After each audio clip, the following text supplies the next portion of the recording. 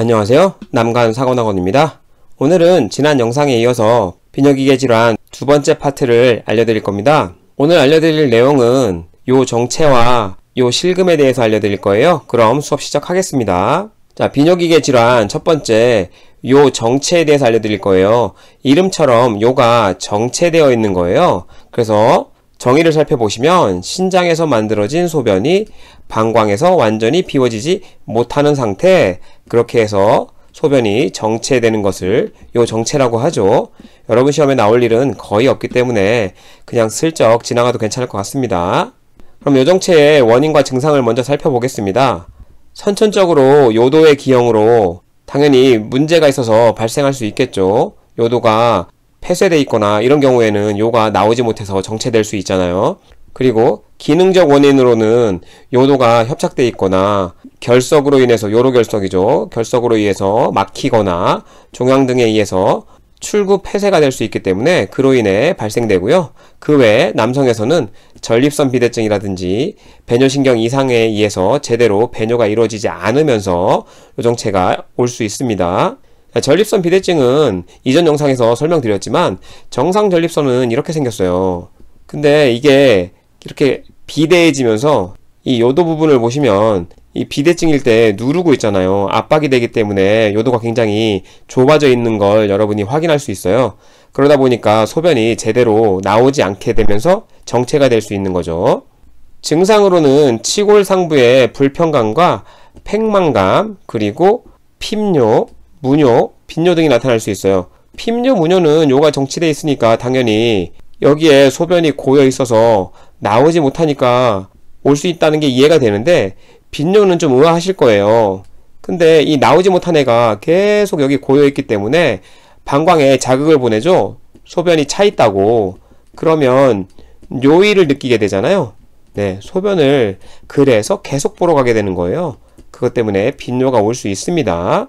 그리고 치골 부위는 여러분 헤어가 나 있는 부위예요. 아시죠? 그래서 헤어가 나 있는 부위고 방광이 바로 이 치골 뒷부분에 위치해 있기 때문에 소변이 꽉 차게 되면 이 부분이 방광이 늘어나면서 당연히 치골 상부에 불편감이 있을 수 있어요. 시험에 나올 내용은 아니기 때문에 이 정도만 설명드리고, 그 다음 만성적 요정체로 인해서 요로 감염이라든지 결석 위험이 증가해요. 소변이 계속 주기적으로 계속 보게 되면서 여러분이 요도 부분이 세척이 되는데 그렇지 못하기 때문에 요로 감염이 잘 올 수 있고요. 고여있기 때문에 결석이 잘 생길 수 있는 거예요.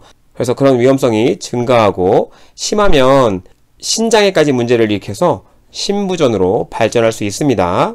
그럼 어떻게 치료할 거냐를 살펴보면 웬만하면 약물 치료를 하면 좋잖아요. 그래서 감각, 신경성 문제인 경우에는 보통 콜린성 약물을 투여해서 어느 정도 완화시킬 수 있다고 합니다. 대표적인 약물로 네오스티그민이라고 하는데 여러분 시험엔 거의 나올 일이 없어요. 하지만 이 콜린성 약물이라는 걸 여러분이 좀 알고 계시면 좋을 것 같아서 간략하게 설명드리면, 콜린이라면 혹시 아세틸콜린 여러분 들어보셨나요? 아세틸콜린. 혹시 안 들어보셨으면 이 콜린은 신경전달물질인 아세틸콜린의 주요 구성 성분이에요. 그래서 아세틸콜린에 의해서 활성화되는 수용체, 리셉터라 그러잖아요. 네, 수용체에 작용해서 어쨌거나 영향을 미치게 됩니다. 이렇게 들으면 좀 어렵잖아요. 그러면 그냥 아세틸콜린이 콜린이라고 생각하면 되기 때문에 이 콜린성 약물이라는 건 아세틸콜린의 작용을 증진시킨다고 생각하시면 돼요. 이 아세틸콜린의 작용을 증진시키게 되면 어떤 기능이 있냐 하면, 여러분께 예전에 알려드렸던 거 있잖아요. 네, 부교감 신경계가 활성화됩니다. 부교감 신경이 흥분이 돼요. 그래서 부교감 신경이 흥분이 됐을 때 방광근에 어떻게 작용하는지를 여러분이 알고 계시면 돼요. 이 부교감 신경은 여러분이 좀 편안한 환경, 그러니까 안정적이고 굉장히 편안한 환경에 활성화되는 신경계예요. 이 녀석이 활성화되게 되면 방광근을 조여주게 됩니다. 그래서 소변 배출이 되게끔 한다고 생각하시면 돼요. 소변 배출. 반대로 교감신경계, 교감신경계는 부교감신경이랑 완전히 반대예요. 여러분이 응급 상황이라든지 불안하거나 혹은 공포 이런 상황일 때 활성화되기 때문에 방광근에 압박을 가하지 않습니다. 그렇게 해서 소변이 나오지 않도록 하는 신경계라고 생각하시면 돼요. 여기서는 일단 이렇게 설명을 드리겠습니다. 그래서 감각신경성 문제인 경우에는 이렇게 부교감신경계를 활성화시킬 수 있게 만들어서 방광근을 조여서 소변이 배출되도록 하는 이런 약물을 사용할 수 있다는 거고요. 여러분 시험에 나올 일은 여전히 없는 겁니다. 그래도 안 되면 방광의 배액을 위해서 방광루관을 이용해야 되는 거예요. 아니면 요관 카테터를 삽입해서 도뇨를 하거나요. 방광루관은 이렇게 경피를 통해서 바로 관을 넣는 거예요. 어디다? 방광 안에. 그래서 이렇게 해서 도뇨할 수 있도록 하는 게 방광루관이고요. 소변은 당연히 이런 백에 모을 수 있겠죠. 그리고 요관 카테터를 삽입해서 도뇨하는 경우에는 요관이 신장에서 만들어진 소변을 여기 방광으로 이동시켜주는 관이잖아요. 그러다 보니까 요도 쪽에나 뭔가 문제가 있어서 소변이 이쪽으로 아예 나가지 못하게 되면 요관 안에다 카테터를 삽입해서 도뇨하는 것을 얘기하는 거예요. 이 이름에서 잘 여러분이 어떤 상황인지 이해하시면 될 것 같습니다. 그 다음 요관이 부분 폐쇄 시 방광경을 통해 요관에 카테터를 삽입 진행시켜서 배액, 이 얘기는 아마도 이 요관이 부분적으로 폐쇄된 경우에는 소변이 잘 방광으로 흘러내릴 수 없잖아요. 그러다 보니까 방광경을 통해서 방광경을 넣어서 요관에 카테터를 삽입해서 결국은 이 막힌 쪽을 어느 정도 뚫고 올라갈 수 있게끔 하는 걸 얘기합니다. 그렇게 해서 방광 쪽으로 잘 소변이 배액되도록 하는 그런 치료도 할 수 있겠고요. 그 다음 요관이 완전히 폐색됐다면 신후에 카테터를 직접 삽입하는 신루술이라고 하는 시술을 받을 수 있습니다. 그림으로 살펴보시면 이렇게 신후로, 여기가 신후거든요. 예, 여기가 신후로 니드를 넣고 가이딩 할 수 있는 요 얇은 가이드를 넣고 바늘을 빼고 그 다음 카테터를 그 가이드에 맞춰서 쭉 밀어 넣는 거예요. 그럼 카테터가 이 신후에 가서 고정되겠죠. 그럼 소변이 이렇게 배출되게 되는 것을 신루술이라고 합니다. 여러분 시험에 나올 내용은 거의 없어요. 이 치료에는 이 콜린성 약물, 아세틸콜린 이 정도만 좀 기억해 주시면 좋을 것 같습니다. 그 다음으로 요정체의 간호를 살펴보시면 이 부분은 좀 시험에 나올 수 있는 부분이 있어서 좀 자세히 알려드릴게요. 배뇨 양상을 사정해야 되겠죠. 당연히 어떻게 소변을 보고 있는지를 잘 사정하고 환자에게 요의를 느끼면 바로 배뇨하도록 교육해줘야 어떠한 문제가 일어나지 않습니다. 요의를 느끼는데 자꾸 참게 되면 요도염이라든지 어떤 문제가 일어나게 되면서 자꾸 악화될 수 있는 여지가 있는 거죠. 그래서 배뇨를 느끼면 바로 배뇨하는 것이 가장 좋습니다. 그리고 독립적 배뇨 자극을 위해서 정상적 배뇨 체위를 취하고 프라이버시를 보장해주고 수도를 틀어 물소리로 자극하고 이완을 위한 미온수를 사용한다. 여러분 시험에 굉장히 잘 나오는 배뇨 간호예요. 당연히 소변 볼 때는 편한 체위를 취해주는 게 좋겠죠. 프라이버시가 보장되지 않으면 편안한 환경이 아니기 때문에 소변이 잘 안 나올 거 아니에요. 그리고 배뇨를 자극하는 이런 것들, 물소리, 쉬 하는 소리, 그리고 미온수를 사용하는 것도 여러분 시험에 잘 나옵니다. 그래서 회음부 부위에 미온수를 흘려보내기도 하고 손을 미온수에 담그기도 하고 이게 다 이완시키는 거예요. 그렇게 되면 소변이 좀 잘 나와줄 수 있겠죠. 이런 것도 다 시험에 나왔던 내용입니다. 그리고 잔뇨량, 소변이 남아있는 양을 줄이기 위해서 배뇨 5분 후에 재배뇨를 시도, 이게 이중배뇨라는 건데 이런 것도 교육하도록 한다. 시험에는 잘 나오지는 않는 내용이에요. 그리고 간헐적인 도뇨를 실시한다고 하는데 아무래도 요가 정체가 되어 있거나 그러면 잔뇨가 굉장히 많을 거 아니에요. 그래서 도뇨를 하게 되는 거예요. 소변이 나오도록. 이 빈도는 잔뇨로 결정하되 보통은 4시간에서 6시간마다 시행한다고 하고요. 보통 루틴으로 4시간 정도 합니다. 왜냐하면 4시간이 소변이 만들어지는 약간 이 어떻게 보면 가장 그 소변 만들어지는 사이클에 맞는 시간이라고 해서 4시간으로 보통 많이 하긴 하는데 이렇게 보통은 이렇게 4시간에서 6시간마다 시행한다고 해요. 그리고 감염 방지를 위해서 정확한 묵인법을 사용해야 되는데 집에서 할 때는 묵인법을 사용하기는 좀 힘들잖아요. 그래서 자가도뇨법 하는 경우에는 청결법 정도로만도 충분하다는 거죠.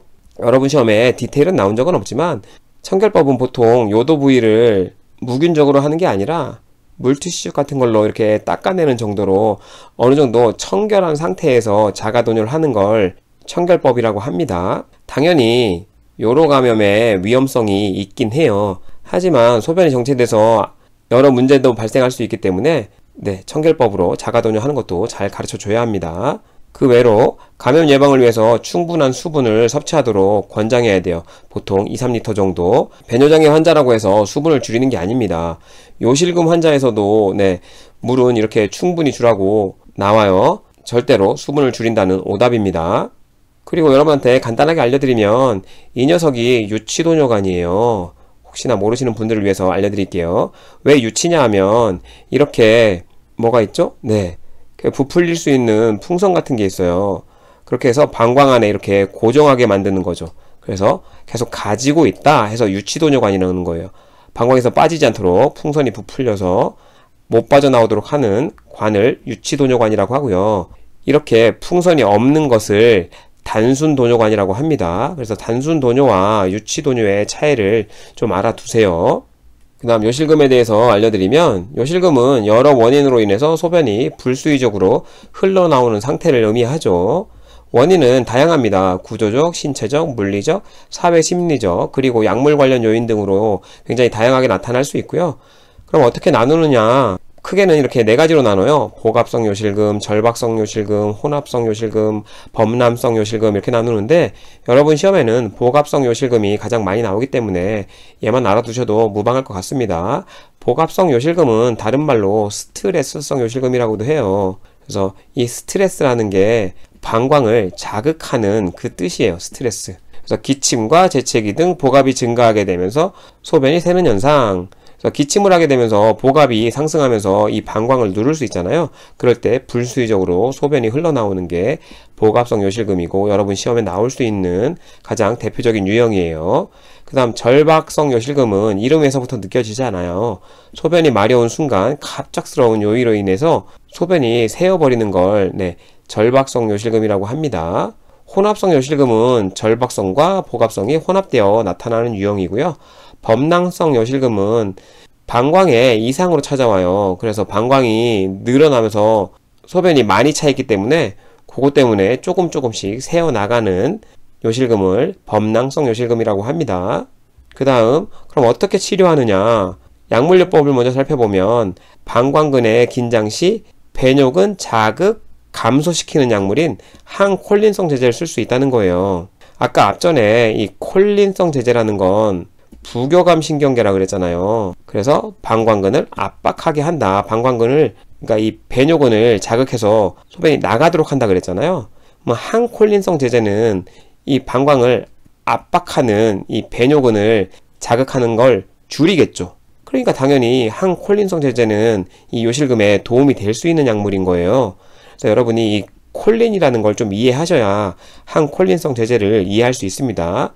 다만 여러분 시험에는 그렇게 잘 나오는 내용은 아니에요. 그리고 요로 감염의 경우에는 빨리 항생제를 사용해서 치료를 해야 되겠죠. 당연히 만성 기침인 경우에는 이 기침을 좀 줄여주기 위해서 항히스타민제 등 이런 약물도 투약할 수 있다는 건데요. 역시나 시험에는 나온 적이 없습니다. 그리고 공통적으로는 이 모든 여러 종류의 요실금에서는 이 케겔 운동이 중요하다는 거죠. 여러분 시험에는 케겔 운동이라고 나올 수도 있고 골반저 근육 강화 운동이라고 나올 수도 있어요. 그러면 괄약근이 강해지기 때문에 불수의적으로 새어나오는 소변을 줄일 수 있는 거겠죠.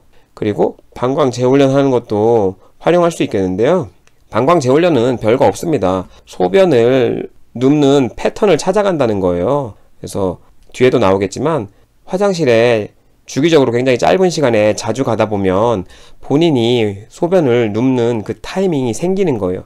그래서 그 시간에 소변을 눕게 되면 큰 문제가 일어나진 않겠죠. 이런 걸 보통 방광 재훈련이라고 합니다. 그 다음 요실금의 간호에 대해서 살펴보면 이뇨작용을 촉진하는 카페인이라든지 대표적으로 녹차, 커피, 여러분 시험에 잘 나오죠. 콜라도 카페인이 좀 들어있을 수 있다고 합니다. 그래서 이런 녀석을 제한해야 되겠죠. 왜? 이뇨작용을 촉진하니까요. 저녁 이후에는 수분 섭취를 제한해야 돼요. 그래서 밤에 야뇨를 할 수도 있고 불수의적으로 소변이 셀 수도 있기 때문에 밤에는 좀 수분 섭취를 좀 제한해라. 보통 8시, 9시 이후에 그런 얘기가 나올 수 있고요. 금기 아니라면 충분한 수분 섭취를 해줍니다. 앞전에 설명드렸죠. 그리고 여러분 시험에 기저귀를 착용하라고 나올 수 있는데 기저귀는 절대 안 됩니다. 왜? 안심하게 되면서 긴장이 안 되기 때문에 전혀 요실금에 도움이 되지 않아요. 그 다음 요실금으로 인한 피부 손상 위험이 커지기 때문에 회음부 청결이라든지 위생에 대해 잘 교육해야 되고요. 환자의 평소 배뇨 양상을 잘 확인해서 배뇨 시간이 조정될 때까지 한두 시간마다 배뇨를 실시하게 되고요. 그렇게 하다 보면 규칙적인 배뇨 시간을 찾아가게 된다는 거죠. 여러분 시험에 굉장히 잘 나오는 내용이고요. 배뇨 시 정상적인 자세를 취하도록 하고 배뇨 후 방광을 완전히 비우도록 격려. 아까 요정체에서도 나왔던 내용이죠. 이뇨제가 처방된 경우에는 아침과 낮에 복용하고 밤에는 복용하는 걸 당연히 금기시합니다. 요거랑 같은 맥락이죠. 저녁 이후에 수분 섭취 제한. 그러면 밤에 또 요실금에 문제가 잘 발생할 수 있기 때문에 밤에는 아니다 이뇨제 이렇게 기억하시면 되겠습니다.